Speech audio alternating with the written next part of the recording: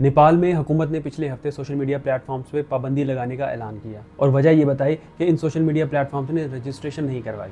इसके बाद नेपाल में एहतजाज शुरू हुए जिनमें अब तक 21 लोग हलाक हो चुके हैं। इसके बाद हुकूमत ने सोशल मीडिया प्लेटफॉर्म से पाबंदी तो हटा ली, लेकिन एहतजाज अब भी जारी हैं। नेपाल में इन एहतजाजी मुजाहरों के दौरान वज़ीर आज़म और वज़ीर दाखिला समेत 3 वज़रा ने इस्तीफ़ा दे दिया है। मीडिया रिपोर्ट्स के मुताबिक एहतजाज के दौरान मुजाहिरीन ने सदर और वज़ीर ख़ारजा के घरों समेत कई सरकारी इमारतों को भी आग लगाई है।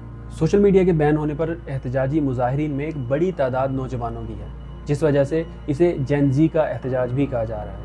जेन ज़ी यानी वो लोग जो 1997 से लेकर 2012 के दौरान पैदा हुए। नेपाल के दारुल हुकूमत काठमांडू समेत मुल्क के कई इलाकों में कर्फ्यू नाफिज किया गया है। नेपाल में हुकूमत की जानिब से सोशल मीडिया को रेगुलेट करने के लिए बिल पेश किया गया, जिसका मकसद सोशल मीडिया को ज़्यादा बेहतर और मुनज़्ज़म तरीके से चलाना है। इस बिल पर शदीद तनकीद की जा रही है और कहा जा रहा है कि ये बिल हुकूमत के खिलाफ बात करने वालों को सज़ा देने के लिए है। आज़ादी इज़हार राय पर काम करने वाली तंजीमों के मुताबिक ये बिल बुनियादी हकूक़ की खिलाफ वर्जी है।